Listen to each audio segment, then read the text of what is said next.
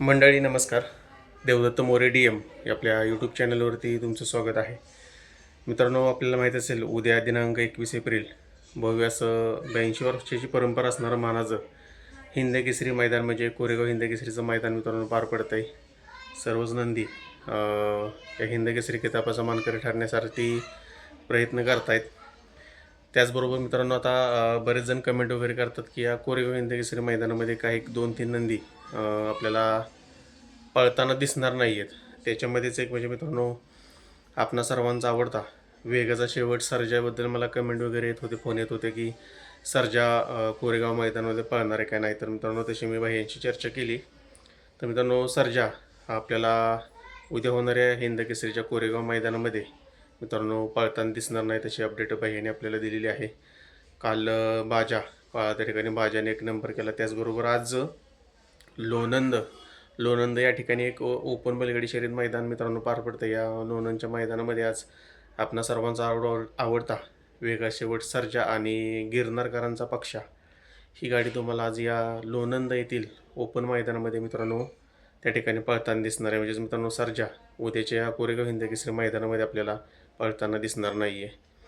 त्याचबरोबर मित्रांनो आणखीन एक कमेंट येत होतं, या घरणीकरांचा राजा चटणी भाकरीचा पैलवान कुशोग हिंद केसरीचा मानकरी घरणीकरांचा राजा. तर मित्रांनो काल तुम्हाला माहीत असेल चंद्रसेन केसरी हे भव्य असं आदत बैल मैदान मित्रांनो पार पडलं. मौजे धोंडेवाडी तालुका खटाव जिल्हा सातारा या ठिकाणी तुम्हाला घरणीकरांचा राजा पळताना दिसला आणि राजा आणि भारत या गाडीनं त्या ठिकाणी मित्रांनो प्रथम क्रमांक पटकवलेला आहे काल झालेल्या मैदानामध्ये. त्याच्यामुळे उद्या घरणिकीचा राजा देखील पळेल का नाही याची शक्यता कमी आहे. त्याचबरोबर डॉर्लेकरांचा हरण्या 722 देखील उद्याच्या कोरेगाव मैदानामध्ये पळणार नाही, तसं हेमंत शेटने देखील सांगितलेलं होतं. जास्त करून मित्रांनो सर्जासाठीच मला जास्त करून मेसेज वगैरे येत होते आणि कारोंड एक्सप्रेस चिक्या पाळणार आहे. तर चिक्या मित्रांनो पळताना दिसणार आहे आपल्याला उद्याच्या कोरेगाव मैदानामध्ये.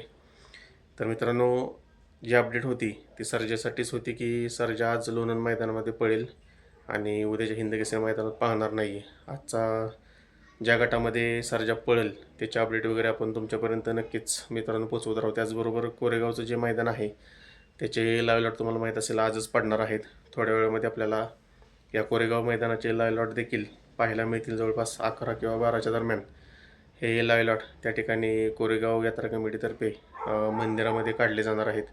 त्याच्यामध्ये देखील उद्याच्या मैदानाचे गट म्हणजे कोण ते नंदी कोणत्या गटामध्ये पाळणार आहेत किंवा त्यांच्या चिठ्ठ्या कोणत्या गटामध्ये निघाल्या ते आपण ते आपल्या व्हिडिओमध्ये तुम्हाला सांगणार आहे. आपल्या चॅनलवर नवीन असेल तर आपलं YouTube channel Devdatta More D M subscribe करायला विसरू नका. धन्यवाद.